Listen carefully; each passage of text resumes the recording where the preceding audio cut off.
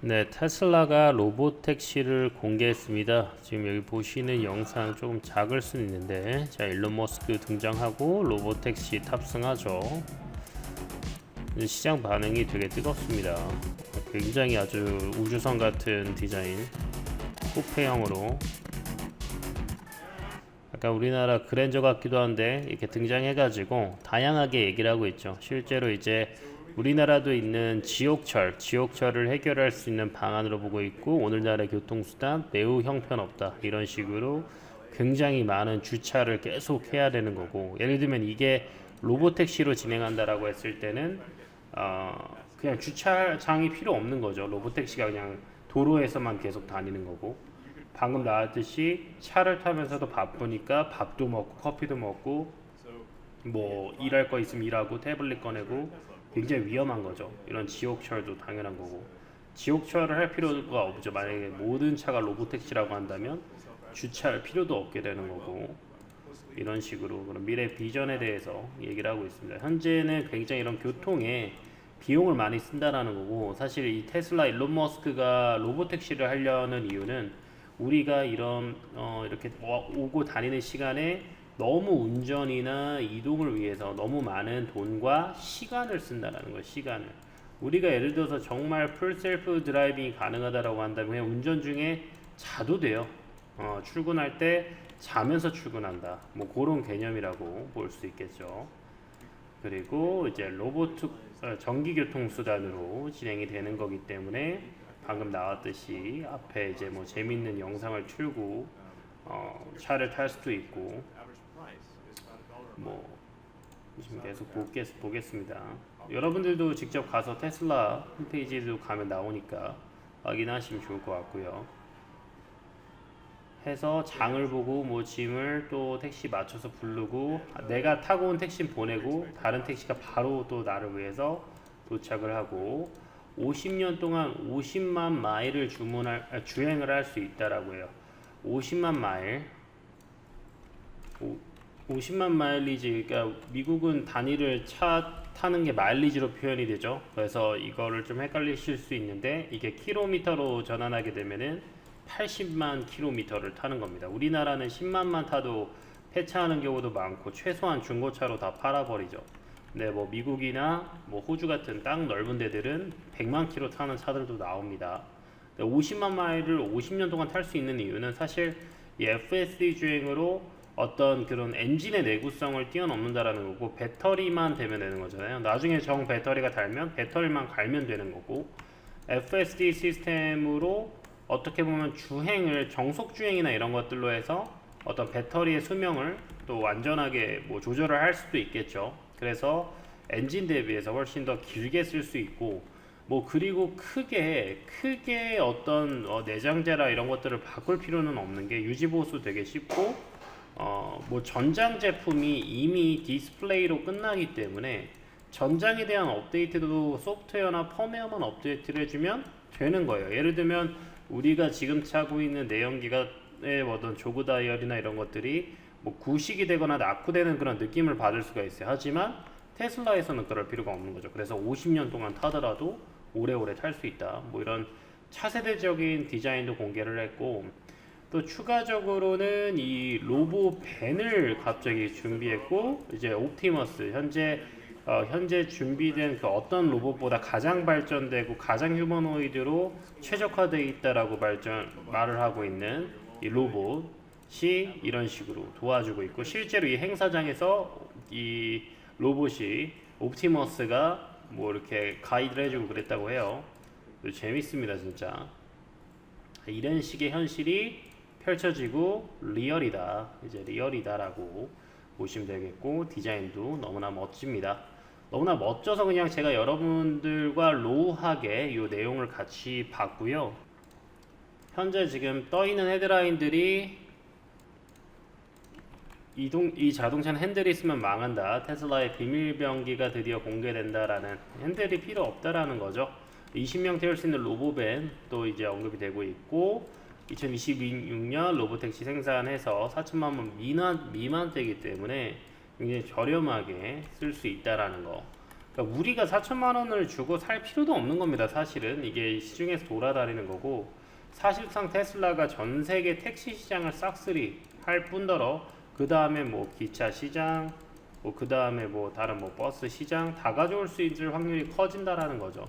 테슬라가 노리는 게 이런 거라는 거를 여러분들 잘 보시고 정말 세상에 많은 것들을 바꿀 거다라고 보시면 될 것 같습니다. 자, 이제 테슬라 차트 보면은 최근에 반등세 나왔다가 이제 고점 돌파 전에 그 저항대 맞고 내리는데, 어제 폐장하고 시간외에서는 그래도 반등이 조금 나왔어요. 강보합권으로. 어제는 빠지긴 했지만. 그래서 아마 오늘 장전부터 프리마켓에서도 테슬라 반응 되게 좋지 않을까. 이 부분은 우리나라 시장에도 워낙 중요하고 전체적인 투심을 볼 수 있는 내용이다 보니까 여러분들 집중해서 봐주셔야 될 필요가 있을 것 같습니다. 관련된 종목들 보고 마무리할게요. 일단 최근에 차트 흐름이 가장 좋다라고 할 수 있는 라이콤이 이제 고가 돌파를 하고 있죠. 이제 신고가 돌파를 하면서 이제 5,000원대 탈환을 준비하고 있고, 거래량도 충분히 터져 있고, 이전의 저항대를 다 돌파했고, 또 추가적인 랠리를 만들어 나가고 있습니다.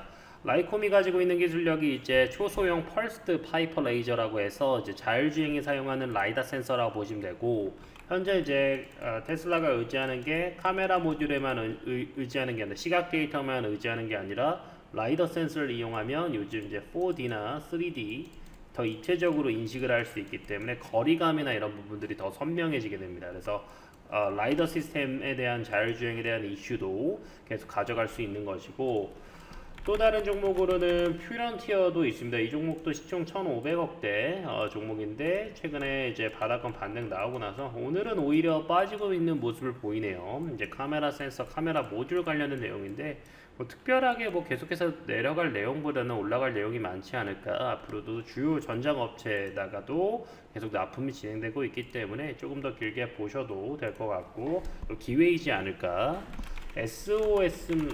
SOS랩, 이것도 이제 상장 이후에 바닥권 찍고 있죠. SOS랩도 라이다 기술을 가지고 있고 3D 환경 인식에 도움을 주고 있는 그 기술을 개발하는 종목이고요.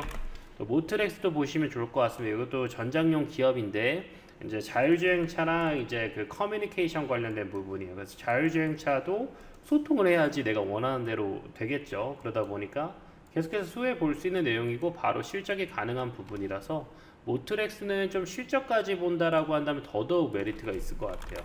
모트렉스 실적도 그냥 가볍게 한번 체크를 해본다면 꾸준하게 매출 나오고 실적 늘어나고 있는 모습, 뭐 아쉬울 게 전혀 없죠. 뭐 별도로 본다 하더라도 현재 시총 2,800억대에서는 보기 힘든 자리이지 않을까. 좀 더 반등이나 이런 부분들이 필요할 것 같아요. 그리고 이제 이런 전장 기업 중에는 이제 유니트론텍 같은 애들도 있죠. 이런 애들도 바닥권에서 반등 보여주고 있기 때문에 앞으로 차량 제어, 센서 시스템 이런 부분으로 전장 제품 계속해서 꾸준하게 공급하면서, 이 종목도 마찬가지로 실적이 우선적으로 좋은 기업이에요. 아까 모트렉스처럼 굉장히 좋은 실적을 갖고 있기 때문에 저평가 의량주 좋아하신다면 이런 종목을 보시는 것도 좋겠다. 또 자율주행하면 빼먹을 수 없는 텔레칩스, 이거는 시스템 온칩으로 해가지고 앞으로 이제 뭐 테슬라 때문에 이제 전장 반도체는 계속 이슈가 될 겁니다.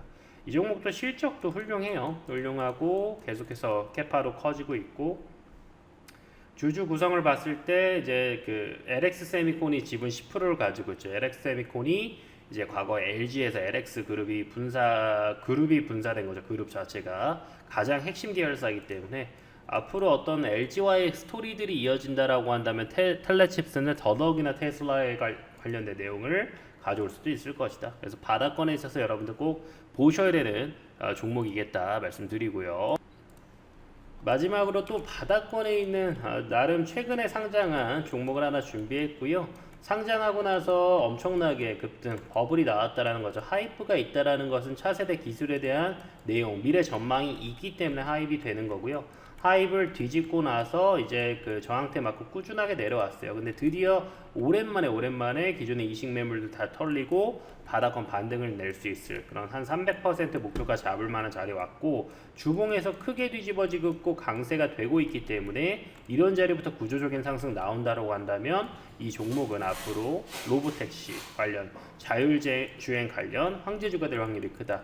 시총도 너무 천억대로 많이 내려와 있어요. 매출이 내년에 4배가 증가할 수 있는 그런 원년입니다. 내년에 크게 증가할 수 있을 그런 자리들이에요. 현재 2025년 기준으로 흑자 전환, 그러니까 이것도 마찬가지, 이것도 내년에 매출 늘면서 흑자 전환까지. 그동안은 꾸준히 적자였습니다. 한 번도 흑자인 적이 없어요. 근데 적자 기업을 왜 가져왔냐 하시는 분들도 있어서 내년에 흑자 전환은 거의 99.9% 확실하다. 그러다 보니까 뭐 제가 흑자 전환 말 안 한다, 구독 취소하셔도 상관없습니다.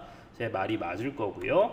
주가 상장했을 때 공모가 부분까지 현재 내려와 있어서 지금 뭐 정말 못 먹어도 고해야 되는 자리 아닐까. 왜냐면 잃을 가능성은 너무나 적은데 올라갈 수 있는 재료는 너무나도 많다. 이 자율주행 기술이 굉장히 뛰어난 기술인 게 뭐냐면요, 악천후 갔을 때, 굉장히 안 좋은 그런 상황 때, 그때가 적용 가능한 기술이기 때문에 이 기술이 꼭 필요해요. 근데 모든 상장사 중에 이 기술을 가지고 있는 기업은 이 기업밖에 없습니다. 이 황제주밖에 없어요. 게다가 가장 최근이죠. 2024년 10월에 미국의 공공 시스템의 진출이 확정이 됐습니다. 요거는 100% 확정이 된 거예요. 언론도 확인이 됐고요. 그래서 이 부분에 따라서 앞으로 레퍼런스가 너무나도 기존안에 B2B 개념만 있었다라고 한다면 이제 B2G까지 신뢰성이 확 올라가지 않을까. 게다가 요거는 조금 더 설명드리면 약간 어린애들을 위한 시스템이에요. 어린애들을 위한 시스템에 들어간다? 그럼 미국이라는 나라가 얼마나 여러분들 철두철미한지 아실 겁니다. 그것도 어린애들 미래의 성장에다가 베팅을 하는 거예요. 그러니까 더더욱 깐깐하게 볼 수밖에 없는 시스템에 진출했다라는 것은 앞으로 그냥 승승장구할 수밖에 없는 그런 내용이 많이 준비가 되어 있다.